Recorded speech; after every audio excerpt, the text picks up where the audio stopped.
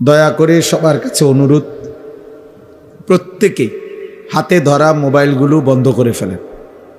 হাতে মোবাইল ধরে রেখে ভিডিও বা রেকর্ড করবেন না, আমি নিষেধ করলাম। এতে আপনার ভালো হবে। মূলত আসলে নিজের জন্য কিছু শোনা উচিত, যেন সরাসরি আমার দিলেই ঢোকে। মাঝখানে মোবাইল এটা ধরে রাখলে দিলে ঢোকে না, দিলে জমে না। মনে করেন প্রতিনিয়ত মাহফিল হয়, একজনের পর একজন বক্তা ওঠে নামে, একজন আসে আরেকজন যায়। আসলে এটা তো মূল বিষয় না। মূল বিষয় হলো আমি কিছু গ্রহণ করলাম কিনা। কোরআনুল কারীমের মধ্যে আছে, আল্লাহ তাআলা বলছেন, আমি আল্লাহ তাআলা আমার সুস্পষ্ট আয়াত আমি নাজিল করেছি কোরআনের মাধ্যমে। কেন? তো আল্লাহ তাআলা নিজে বলছেন, লাআল্লাকুম তাযাক্কারুন। আল্লাহ তাআলা বলছেন, কেন আমি কোরআন নাজিল করলাম? যেন তোমরা উপদেশ গ্রহণ করতে পারো।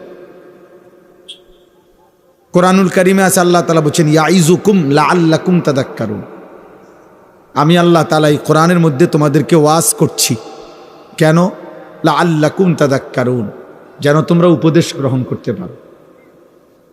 একই বক্তব্য আল্লাহ তাআলা কোরআনুল কারীমে বলছেন মূসা নবীকে, যে সর্বনিকৃষ্ট কাফের ফেরাউন, তুমি তার কাছে যাও, গিয়ে তাকে কালেমার দাওয়াত দাও, আল্লাহর দিকে দাওয়াত দাও।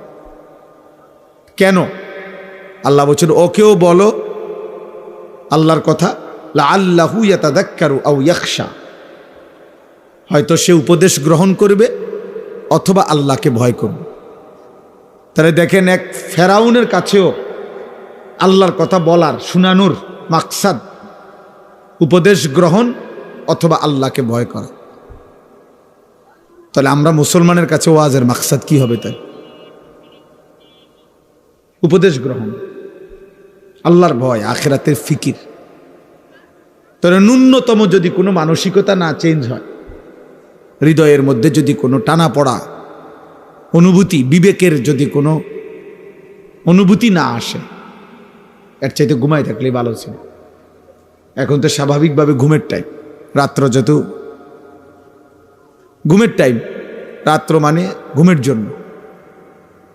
তো সেই ঘুমকে কোরবানি করে যদি কেউ বসলেন, অবশ্যই এটা ভাবা উচিত যে আমি কিছু গ্রহণ করলাম কি। আমি এটা প্রত্যেক দিন বলি, এটা মূল মাকসাদ। এই প্রদর্শন, লৌকিকতা, হুঙ্কার, ঝংকার, সুর, টান, এগুলো তেমন কিছু না। কারো সুরেও কিছু আয়ে যায় না, কারো সুর না থাকলেও কিছু আয়ে যায়। এটা কেমন কিছু না। মূল বিবেচ্য বিষয় হলো আমি কিছু গ্রহণ করলাম কিনা। হাদিসের মধ্যে আছে, সাহাবায়ে কেরাম বর্ণনা করেছেন, নবীজি সাল্লাল্লাহু আলাইহি সাল্লামের সামনে যখন আমরা ওয়াজ শুনতাম, তিনি যখন আমাদেরকে ওয়াজ করতেন, জারাফাত মিনহাল উয়ুন ওয়া ওয়াজিলাত মিনহাল কুলুব, আমাদের চোখ থেকে অঝরে পানি ঝরত আর আমাদের অন্তরগুলো আল্লাহর ভয়ে কাঁপতে শুরু করত। তাইলে ওয়াজের পরে প্রতিক্রিয়া কি হতো? সাহাবী বলছে, চোখ ভিজে যেত, অন্তর কি আল্লাহর ভয়ে কাঁপত। সাহাবী বর্ণনা করছেন, আব্দুল্লাহ ইবনে ওমর রাদিয়াল্লাহু তাআলা আনহুমা, নবীজির সামনে আমরা যখন ওয়াজ শুনতাম, এতটা মনোযোগী হতাম, এতটাই স্থির থাকতাম যে মনে হইতো যেন আমাদের মাথা শরীর থেকে আলাদা করে রেখে দিছে। মানে মাথা থাকলে না নড়তো চড়তো, মাথায় নাই, এত স্থির থাকতাম আমরা।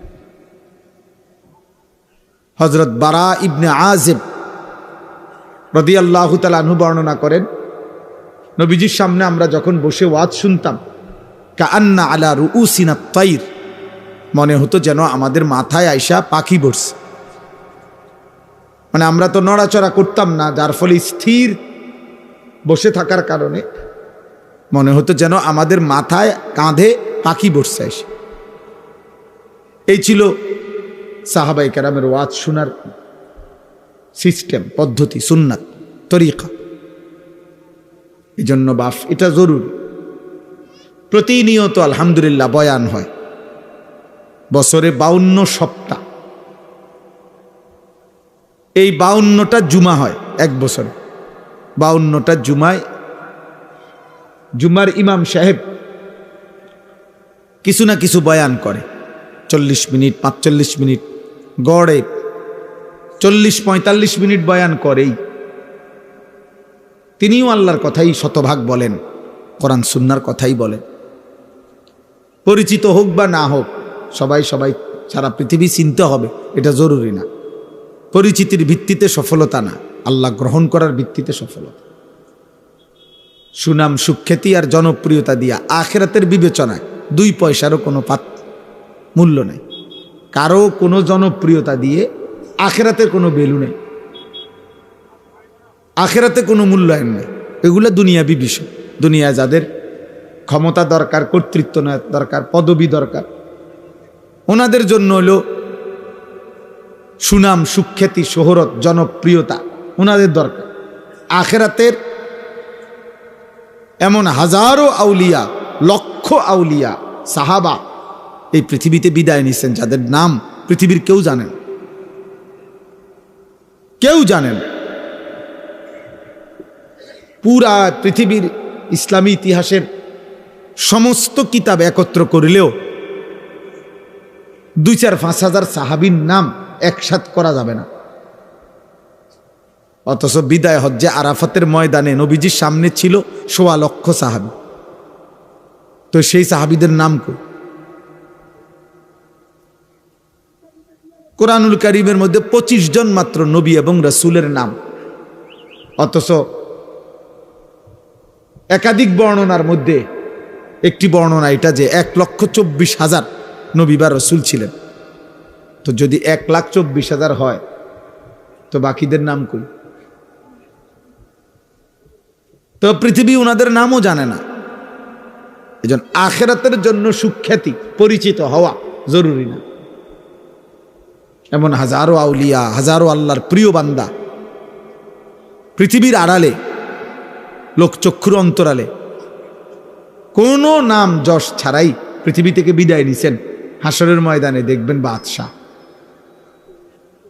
আপনি মনে করছেন এবারে রিস্কার ড্রাইভার, আপনি মনে করছেন এবারে আঙ্গাল কাঙ্গাল, কিন্তু হাসরের ময়দানে দেখবেন সেই বাদশাহ। আর দুনিয়ার বহু ক্ষমতা ধরকে দেখবেন ফকির, চিৎকার করছে আর বলতেছে, মা আগনা আন্নি মালিয়া হালাকা আন্নি সুলতানিয়া। আল্লাহ কোরআনে বলছে, নাফরমান চিৎকার করবে আর বলবে, হায় আমার মাল তো আমার কোনো উপকারে আসলো না। হালাকা আন্নি সুলতানিয়া, আমার বাদশাহী, কর্তৃত্ব, ক্ষমতা আমাকে তো শেষ করে দিল, ধ্বংস করে দিল। আজ আমার আমল নামা বাম হাতে দিল, আহা আমি এখন কি করব? এই জন্য দোস্ত, বাবা, ভাই, বন্ধু, সবার এটা বোঝা উচিত। ওয়াজ মাহফিলের মূল মাকসাদ আখিরাতের ফিকির, আত-তারগীব ও তারহিব। যেন অনেক সময় আপনারা ওয়াজের মধ্যে প্রত্যাশা করেন যে সব কিছু বলতে হবে, না, সব কিছু বলা জরুরি না। প্রত্যেক বিষয়ের জন্য আলাদা মঞ্চ হওয়া এটা অযৌক্তিক না, বরং এটাই যৌক্তিক। ক্লাস 5-এই এসএসসির বই পড়ানো হয় না, ক্লাস 8-এ ইন্টারমিডিয়েটের বই পড়ানো হয় না, এটার জন্য আলাদা ক্লাস। অতএব চিকিৎসা বিজ্ঞানের বইতে অর্থনীতি পড়ানো হয় না, অর্থনীতির বইতে চিকিৎসা বিজ্ঞান পড়ানো হয় না,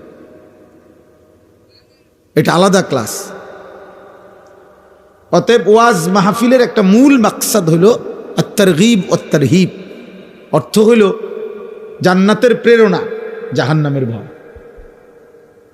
আল্লাহর বান্দার কলিজার ভিতরে জান্নাতের আগ্রহ তৈরি করে দেওয়া, জাহান্নামের ভয় তৈরি করে দেওয়া। যদি এটা তৈরি হয়, এবার বাকি পদক্ষেপ তিনি নেবেন। জান্নাত কোনো এটা ফু না, যার ফুক না, মন্ত্র তাবিজ না।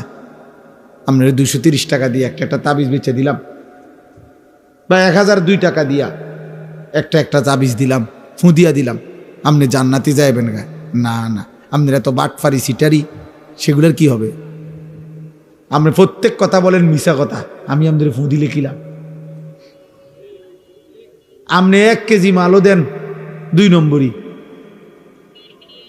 তাহলে আপনারা আমি ফুঁ দিলে লাভ কি?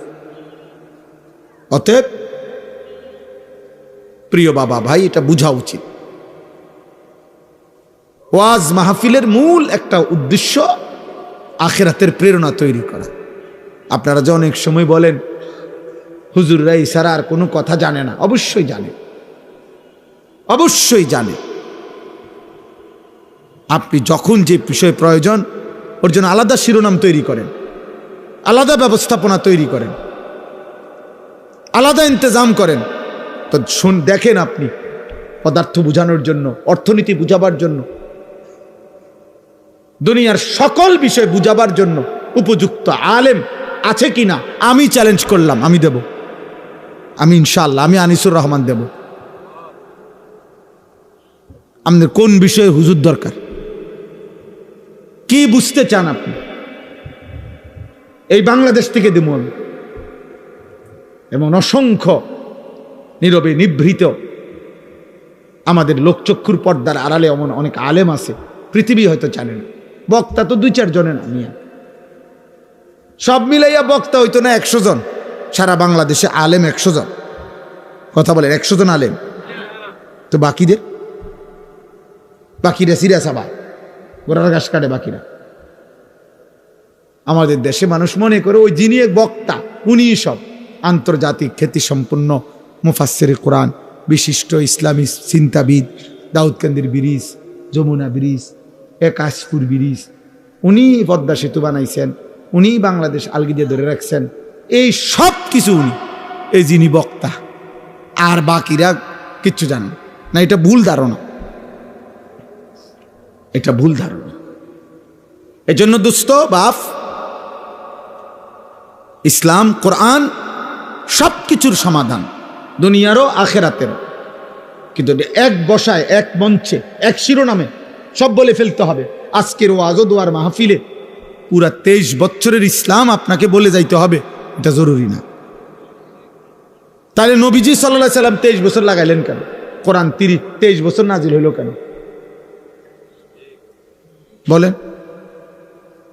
23 বছর কি মামুলি কথা? আমি আপনাদের কাছে অনুরোধ করছি, এটা বুঝতে শিখেন, নিজের জন্য কিছু গ্রহণ করবেন।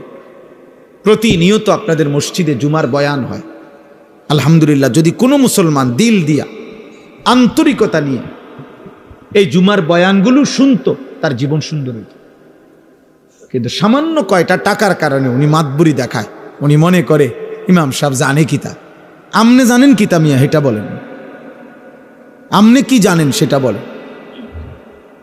একটা বিল্ডিং করছেন, এটা জানেন, আমি এটা বিল্ডিং করেন তেমন কিচ্ছু নেই, তো রাজমিস্ত্রি করতে পারে। এটা তো আঙ্গাল কাঙ্গালও করছে মিয়া, একেবারে মূর্খ বকলম, নামও দস্তখত করতে জানে না, টিপসই দেয়। এ আমনের চাইতে বড় বিল্ডিং করছে, আপনার চাইতে বড় বিল্ডিং এর মালিক সে, আপনার গাড়ির চাইতে 3 ডবল।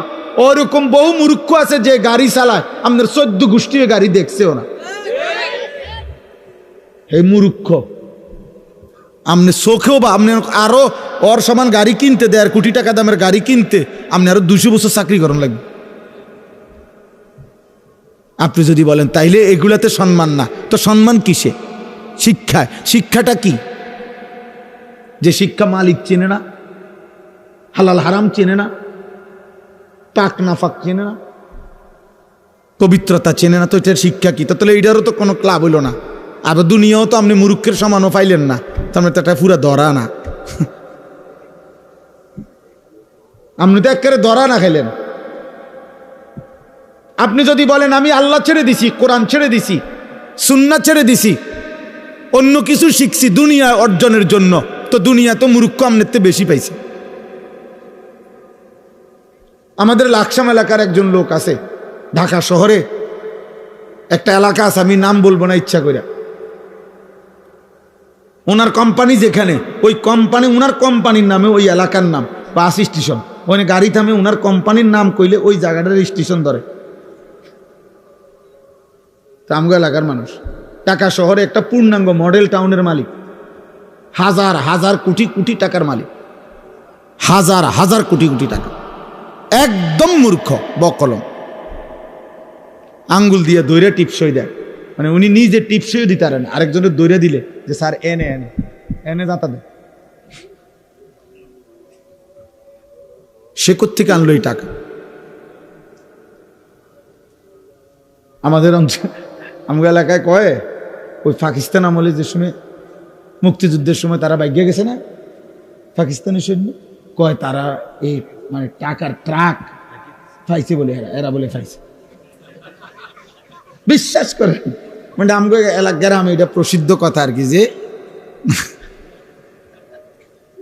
তারা বলে পাকিস্তানিরা বলে টাকে টাকে টাকা থুইয়া গেছে তার কাছে। মানে এত টাকা, মানুষ অবাক যে কিরে মূর্খ মানুষ এত টাকা পাইলো কোত্থেকে? মালিকের ইচ্ছা। এটা কার ইচ্ছা বলেন? দয়া করে। অতএব